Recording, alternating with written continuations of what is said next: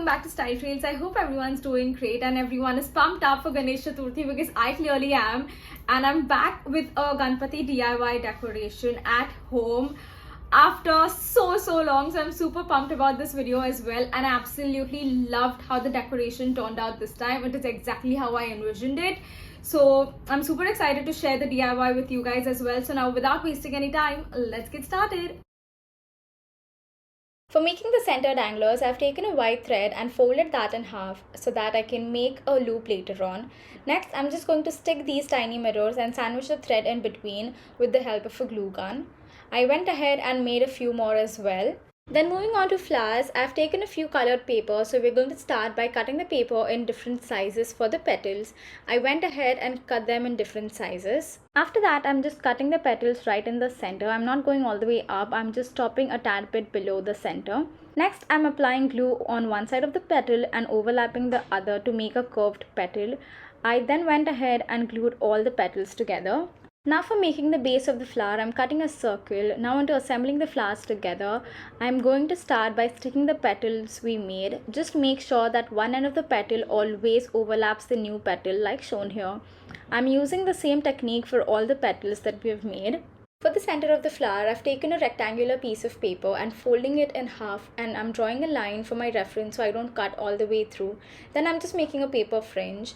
Next, with the help of a pencil, I'm rolling the paper fringe to make it look like a flower and spreading it evenly and sticking it in the center.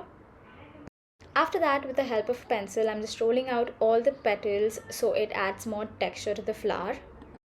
I again went ahead and made a few more flowers in different colors. For making the leaves, I've again taken a rectangular paper, folded that in half, and I'm just drawing the leaf design that I like. You can draw whatever leaf design that you like as well.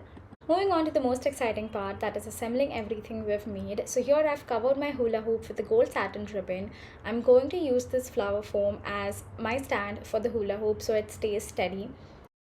Then I'm going to one by one hang the danglers that we've made. It was much more easier to hang them since we made it in a loop. Now for sticking the flowers, I'm sticking all of them with the help of a glue gun. Since the hula hoop is covered with the satin ribbon, I can always remove the satin ribbon and use my hula hoop as it is. So I'm just sticking the flowers one by one on the top of the hula hoop, adding leaves as well. Okay, so now that the background is ready, I'm going to show you guys a mock setup of how everything would look for the final day. Spreading fabric on the table and then just putting the background right in the center. For the asana, I've covered a basket with a fabric that goes well with the background. I'm going to go ahead and add a few more random decor pieces with some tea lights, bowls, fresh flowers. And this is what the final result looks like. I absolutely love how this one exactly turned out, how I envisioned, and loving the result. Since we always have a very tiny Ganpati Murti, I keep the background very minimal so the focus is not moved from the Ganpati Murti itself. So this is it for today's video. I really hope you all enjoyed it. If you did, then please hit the like button and tell me in the comment section below what do you think of this.